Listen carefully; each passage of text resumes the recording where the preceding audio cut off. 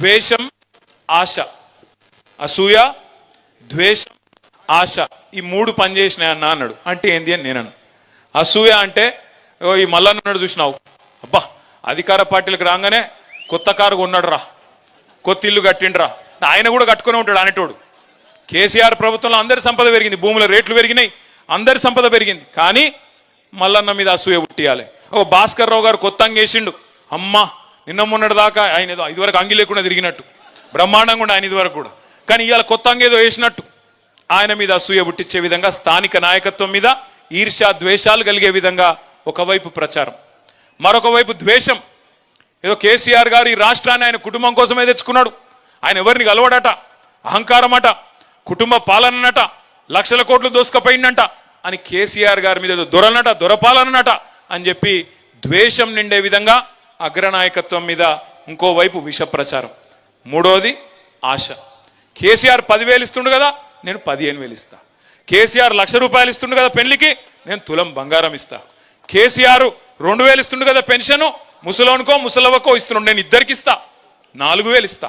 మా సోనియమ్మ చెప్పింది వచ్చే నెల నుంచే ఇస్తా అని ఏతుల వెంకటరెడ్డి, ఇంకా తర్వాత ఇక ఉన్నారు కదా కోతుల ఉత్తమ్ కుమార్ రెడ్డి, ఇటువంటి వాళ్ళు అందరు ఎక్కడోడు అక్కడ తలిగి మొత్తం ప్రజలని ఆశ పెట్టి, నీళ్లున్నాయి, కరెంట్ వచ్చింది, కడుపు నిండా అన్ని వచ్చినాయి, ఇక ఏడన్నా పోతాయా అవి ఇంకేదో వస్తుందట మీదికెళ్ళి అని చెప్పి ఒక ఆశ పెట్టి.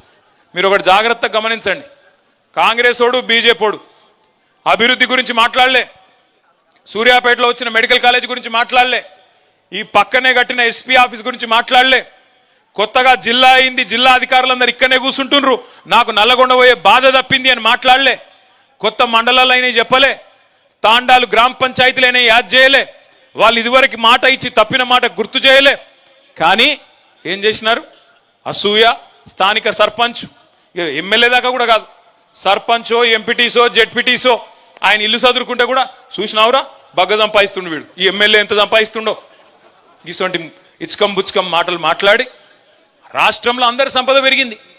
ఆనాడు కేసీఆర్ ప్రభుత్వం వచ్చినప్పుడు 4 లక్షలు 5 లక్షల ఎకరా ఉన్న భూమి మన ప్రభుత్వం దిగిపోయినాడు ఎంతుండే? 50 లక్షలు అయింది, కొన్ని కాడ ₹1,00,00,000 కూడా అయింది. మరి అందరి సంపద పెరిగినప్పుడు ఒక టీఆర్ఎస్ సంపద మాత్రం పెరగొద్దట, ఒక టీఆర్ఎస్ సంపద పెరగొద్దు, కాంగ్రెస్ ఉంది పెరగాలి, బీజేపీ ఉంది పెరగాలి, అందరు బాగుపడాలి, కానీ టీఆర్ఎస్ వాడు తెల్లంగా వేసుకుంటే మాత్రం మంచిది కాదన్నట్టు విష ప్రచారం చేసినారు.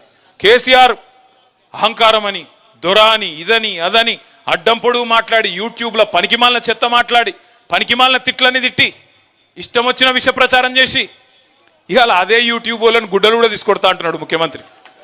ఏ యూట్యూబ్ని అడ్డం పెట్టుకొని ముఖ్యమంత్రి అయిండో ఈ సన్నాసి రేవంత్ రెడ్డి, ఇవాళ అదే యూట్యూబ్ వాళ్ళనట గుడ్డలు కూడా తీసుకొడతారట ఆయన దగ్గరికి వస్తే. అంటే ఆయన కాడికి వస్తేనే అన్ని గుర్తొస్తున్నాయి. ఇదివరకేమో ఎవ్వరికి ఇక భార్యలు లేరు, పిల్లలు లేరు, ఈయనొక్కలకే ఉన్నారట. ఇదివరకేమో ఎవరిని పడతా వాళ్ళని ఏది పడతా అనొచ్చు.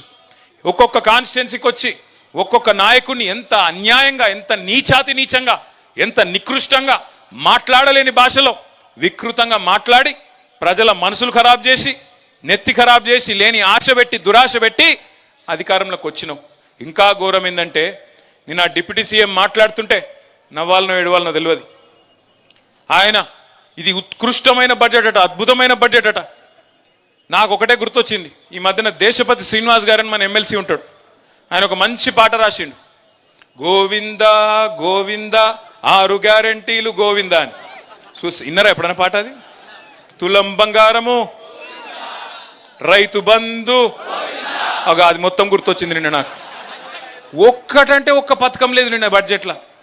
వీళ్ళే కదా చెప్తిరి 100 రోజుల్లో 6 గ్యారంటీలు అమలు చేస్తాం, చేయకపోతే మెడ కోసుకుంటామని ఒకడు, తొడ కోసుకుంటాను ఒకడు, దేవుని కాడ అది పెట్టి అఫిడవిట్ పెట్టి దేవుణ్ణి కూడా మోసం చేసి సిగ్గుశరం లేకుండా